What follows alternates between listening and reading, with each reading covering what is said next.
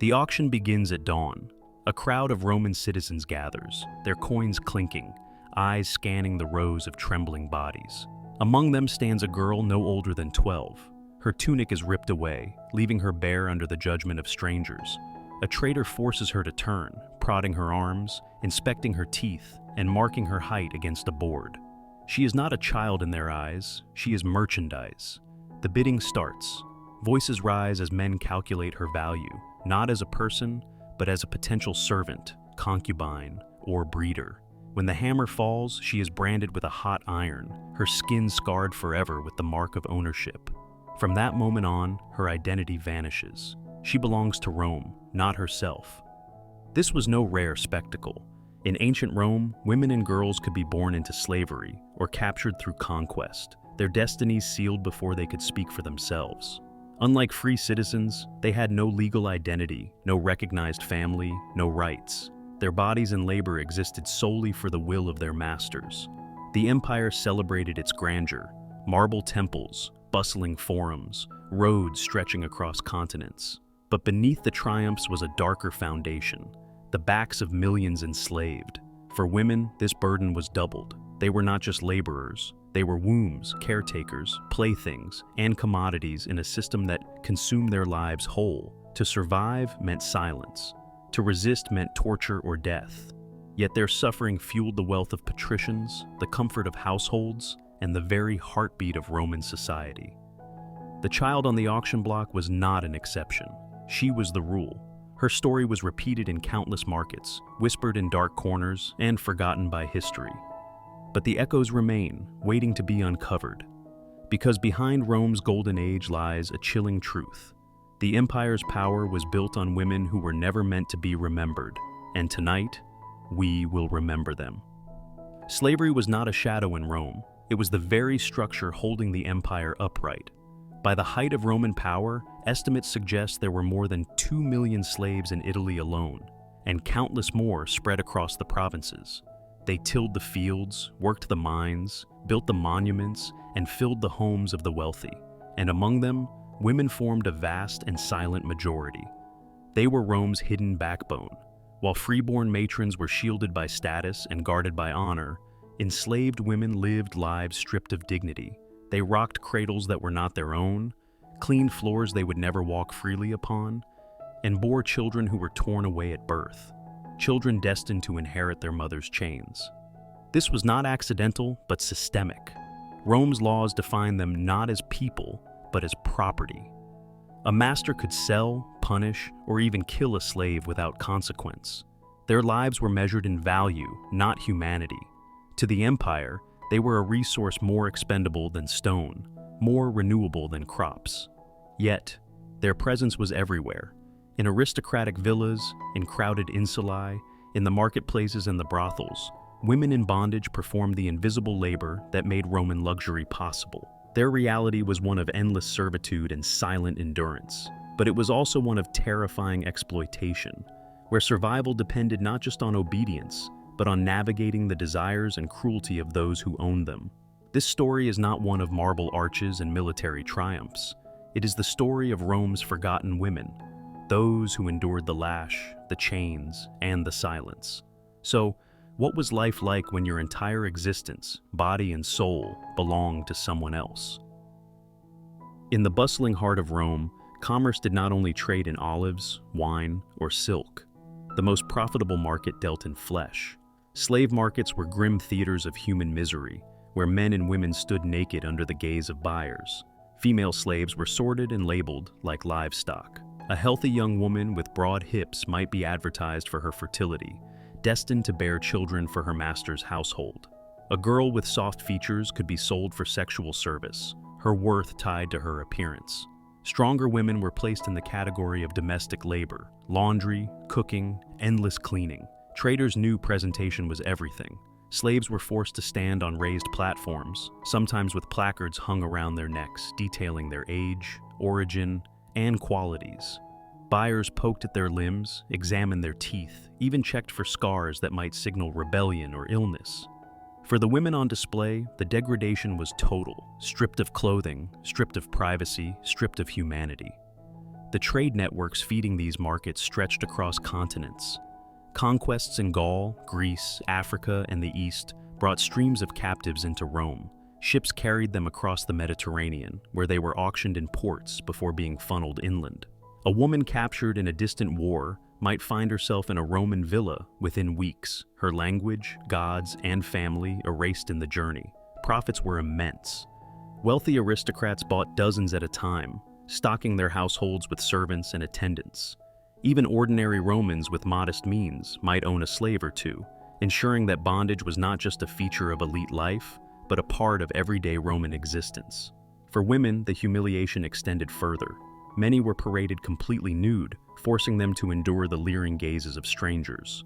Unlike men, who might be evaluated for strength or skill, women were primarily judged for their reproductive and sexual potential. This made them doubly vulnerable, commodities not just of labor, but of desire. Every purchase was a sentence. A woman could be sent to scrub floors until her body broke, to toil in fields under the sun, or to share her master's bed against her will. Her fate was sealed in the moment a hand was raised, a coin exchanged, a life bought and sold, as though it were nothing more than cattle. And yet, this was only the beginning. The true weight of bondage revealed itself not at the marketplace, but in the daily grind of Roman households, where obedience was demanded and exploitation was relentless. Inside the grand villas of Rome, the true engine of daily life was not the master or mistress, but the silent shadows who served them. Female slaves filled every corner of the household. At dawn, they swept the marble floors, kindled fires in the kitchens, and prepared meals that would never pass their own lips. They washed linen until their hands cracked, carried water from fountains, and tended to their master's children with lullabies stolen from their own forgotten tongues. But labor was only one part of their burden. Far more chilling was the expectation that their bodies existed for use beyond service. In Roman law, a slave had no right to refuse. If a master desired her, she was expected to submit. If a guest demanded pleasure, she could be ordered to obey. Her body was never her own. It was property to be lent, consumed, or discarded. Consider the fate of a wet nurse. She might give birth to a child of her own, only to have the infant taken away, deemed unworthy of her time. Instead, her milk would nourish the baby of her master, the future heir of the household. She became a mother in body, but never in spirit, robbed of the right to raise her own blood. Others endured the quiet cruelty of invisible chains. A beautiful slave might be forced to live in her master's quarters, presented outwardly as a servant but used privately as a concubine. She could bear children who, under Roman law, automatically inherited her enslaved status. In this way, exploitation perpetuated itself, generation after generation born into bondage. Punishment was swift for defiance. A spilled drink, a delayed task, a refusal to smile at the wrong moment could earn a beating, starvation, or worse. The lash of the whip was a constant reminder that obedience was not optional. Some were branded or chained as warnings, their scars speaking louder than words. Yet the torment was not only physical, it was psychological. Enslaved women lived with the constant knowledge that nothing they cherished was truly theirs. Friendships could be torn apart by sale. A child could be taken in the night. Even their own bodies were not sanctuaries, but battlefields of domination. Still, within this darkness flickered moments of endurance. Some women found subtle ways to assert their will, sharing whispered stories from their homelands, teaching children forbidden songs, or holding tight to memories of families lost. These fragile acts of remembrance became a quiet rebellion, proof that they were more than what Rome declared them to be.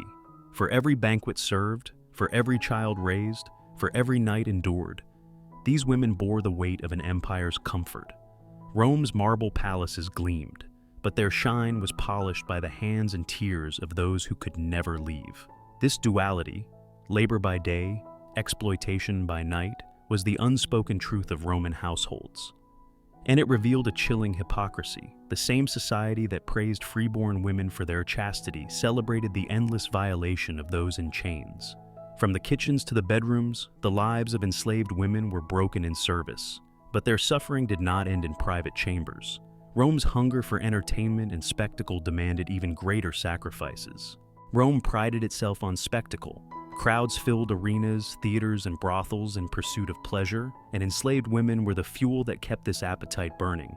Their suffering became entertainment, their humiliation a pastime for the masses. In the amphitheaters, while men dominated the gladiatorial stage, women were not spared from the blood-soaked sand. Records speak of gladiatrices, female slaves forced into combat. They were armed, displayed before jeering crowds, and commanded to fight for their lives. The novelty of women in battle amused Roman citizens, who laughed and cheered as blood was spilled. To the audience, it was thrilling theater. To the women, it was terror wrapped in iron. Far more common, however, was another form of exploitation: prostitution. Many enslaved women were funneled into Rome's state-run brothels, their bodies reduced to instruments of profit. There, they were registered, taxed, and advertised like commodities. Customers lined up, coins in hand, knowing that the women within could never refuse. Their youth and beauty determined their price, but even those considered unattractive were not spared. They simply sold for less. Inside these brothels, choice did not exist. Women were forced to endure a constant stream of men, day after day, year after year. Disease, injury, and despair consumed them, but their suffering was invisible to the society that demanded their use. To the Roman mind, chastity was a virtue reserved for freeborn wives and daughters. Enslaved women, by contrast, were viewed as vessels, objects meant to satisfy urges without consequence. Public humiliation was another cruel weapon. Female slaves accused of theft, defiance, or insolence could be stripped naked and flogged in front of neighbors. Some were paraded through streets, mocked and spat upon, their bodies turned into a warning. The empire thrived not only on obedience but on fear, and women's degradation reinforced both. The hypocrisy was glaring. Elite Roman women were praised for modesty, for veiling their bodies and protecting their virtue. Yet enslaved women, often under the same roof, were stripped, used, and discarded without a second thought. The very society that idolized purity ensured that impurity was inflicted upon those who had no power to resist. The cost was not just physical, it was the erasure of dignity. Every jeer in the amphitheater, every transaction in the brothel, every lash across bare skin chipped away at the humanity of these women. They became shadows in history, remembered not for who they were, but for the roles they were forced to play in Rome's theater of cruelty. For the Romans, this was normal. For the women, it was a lifelong sentence. And yet, not all accepted their fate in silence. Some resisted, some rebelled, and in their defiance, however fleeting, they left behind a trace of courage that even Rome could not fully erase. Not every enslaved woman bent quietly beneath the weight of Rome's chains. Even in the darkest corners of bondage, sparks of defiance flickered. Some were small, almost invisible. A spoon of grain stolen from the kitchen. A candle lit in secret to honor the gods of a lost homeland. A whispered lullaby sung in a forbidden tongue, passed to a child who would never know freedom. Others took bolder risks. There are accounts of enslaved women poisoning their master's food, or smuggling messages between conspirators plotting escape.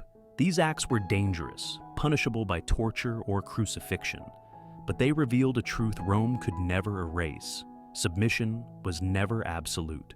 The most famous resistance came with the rebellion of Spartacus. Though remembered for its male gladiators, women were present too. Wives who followed their partners into battle, enslaved women who carried supplies, healed wounds, and sometimes fought themselves.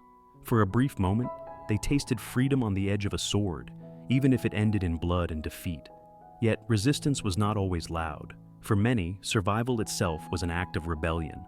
To endure the lash, to bear children and love them despite the certainty of loss, to keep alive stories and songs from lands Rome sought to erase. These quiet forms of persistence carried strength. They proved that even when stripped of power, enslaved women could not be stripped of memory, spirit, or identity. But the cost of defiance was steep. Punishments were brutal, flogging until flesh split, branding across the face, or public execution. Fear was a weapon Rome wielded mercilessly, ensuring most women chose silence over revolt. And in that silence, despair grew heavy. Double oppression defined their lives. As slaves, they were property. As women, they were vulnerable to exploitation men did not endure. They carried burdens twice as great, and often their stories were erased twice as quickly. History remembers the emperors, generals, and even the gladiators. The enslaved women remain shadows, their names lost, their courage buried. Still, in the quiet rebellion of survival, in every hidden act of defiance, they left behind a legacy that whispers through time. Even the most broken chains could not completely silence them. The chains of Rome may have rusted away, but their echoes still ring in our world. Slavery did not vanish with the empire, it transformed. Today, millions of women and girls are trapped in systems of exploitation that bear haunting similarities to the past. Human trafficking, forced labor, and sexual slavery thrive in the shadows of modern society, echoing the same logic Rome embraced, that a woman's body can be owned, bought, or sold. The language has changed, but the cruelty has not. Where Rome's slave markets once paraded women in public squares, online networks now trade them in hidden corners of the internet. Where Roman brothels consumed countless lives, today's red light districts and trafficking rings continue the cycle of abuse. And just as in Rome, society often looks away. Exploitation persists because it is profitable, because it is convenient, because silence allows it to survive. Remembering the women of ancient Rome is not simply an act of history, it is a warning. Their forgotten suffering demands we confront the injustices around us now. For if humanity has not learned from their pain, then the empire's shadows are still with us. History remembers Rome for its emperors, its legions, its marble monuments. But the voices of enslaved women, the countless millions who built, served, and suffered, remain silenced beneath that grandeur. Their lives were erased from records, their names scattered like dust across centuries. Yet to forget them is to accept the cruelty that consumed them. Remembering is an act of justice, a refusal to let their pain vanish into triumphal stories of empire. The question lingers like a shadow. What does it say about us if we celebrate Rome's glory but choose to ignore the women it destroyed?